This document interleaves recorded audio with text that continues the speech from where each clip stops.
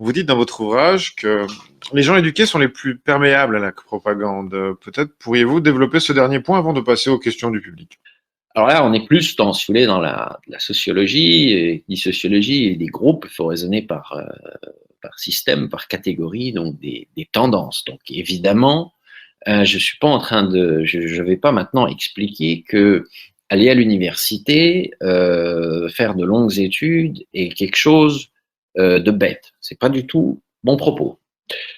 Je dis juste que, et en cela, je m'appuie sur deux choses, c'est-à-dire un passage de Propaganda d'Edouard Bernays où il y a un chapitre sur l'éducation où il explique que euh, ces techniques, ces méthodes fonctionnent si la population est éduquée. Pourquoi? Parce que quelqu'un qui est illettré, analphabète, n'a pas de contact avec le monde de l'information et donc ne peut pas être manipulé. Alors, il n'y a pas que le niveau d'études, comme je disais, il y a le niveau d'information, c'est-à-dire il y a des parallèles très nets en termes d'acceptation de la propagande et de la manipulation, ou susceptible d'être manipulé, par exemple chez universitaires. Universitaires, beaucoup d'informations. Retraité, qui est devant BFM TV toute la journée, beaucoup d'informations. Jeune urbain, hyper connecté. Et là, qu'est-ce que vous avez? Vous avez les trois mamelles du macronisme, en réalité. Et c'est pas forcément le niveau d'études, c'est le niveau d'information ingurgité. Beaucoup d'informations. Moi, j'avais des personnes, en mars-avril 2020, des gens très très bien éduqués, très bien élevés, des avocats, des biologistes, etc. Voilà, moi, je vis en plein centre-ville de Budapest, donc forcément, je fréquente mon milieu. C'est-à-dire, oui, il y a plutôt de gens diplômés dans le quartier où j'habite que de gens qui ne sont pas diplômés qui m'envoyaient des études, des graphiques, et ça qui me disaient sans arrêt, oui, mais c'est plus compliqué que ça. Je dis, oui, bon, d'accord, très bien, pourquoi pas. Alors, je lisais au début, puis après, ça m'agaçait. Puis à côté de ça, j'avais mon plombier qui m'a rendu visite pour un problème de dégâts des eaux euh, début avril, qui lui, évidemment, n'avait pas lu tous ces graphiques, toutes ces études. Et quand quand je lui demandais ce qu'il pensait de toute cette affaire-là, il me disait que pour lui, ça n'avait strictement aucune importance, parce que ce qui comptait pour lui, c'était de bouffer. Voilà. Donc lui, il n'était pas embarqué dans des histoires de débats entre scientifiques. Il n'avait pas le temps, pas envie.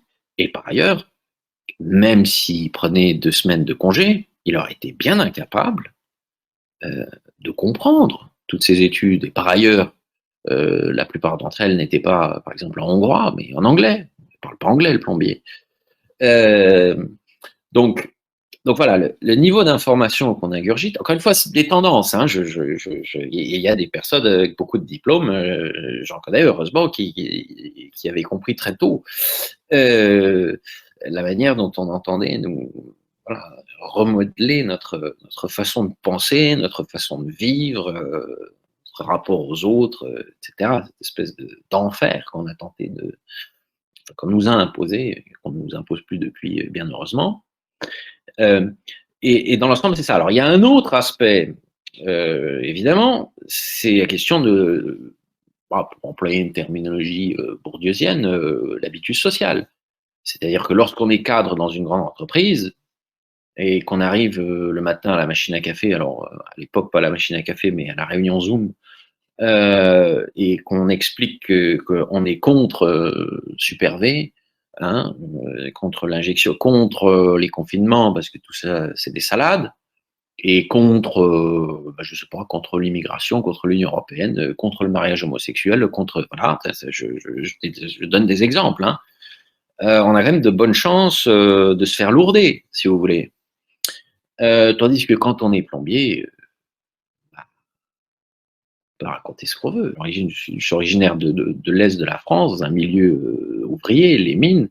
Je peux vous assurer qu'il y a une liberté de ton, une intelligence et une finesse dans la simplicité de discuter. Alors certes, ça peut paraître un peu parfois grossier, mais en réalité, quelque chose qui est beaucoup moins guindé, qui est beaucoup moins policé, et par conséquent qui correspond beaucoup plus à la liberté, tout simplement, de s'exprimer, que dans les grandes entreprises ou dans les facultés de lettres et tous ces enfers où il faut faire attention à ce qu'on dit. Donc le tri se fait tout seul, si vous voulez. Et c'est ça aussi, cette histoire. J'ai la guerre et puis l'histoire sanitaire avant, c'est que tout simplement, pour conserver leur poste fort bien payé dans telle entreprise, il y avait des gens qui avaient compris, mais elles ne pouvaient pas le dire. Un professeur d'université, en France, hein, surtout en France, hein, où les facultés sont françaises, sont devenues des véritables cloaques, des Corées du Nord mentales, enfin c'est un enfer. On n'a plus rien de droit de dire quoi que ce soit qui s'écarte de la doxa. Voilà, mettez tous les qualificatifs que vous voudrez, c'est un véritable enfer.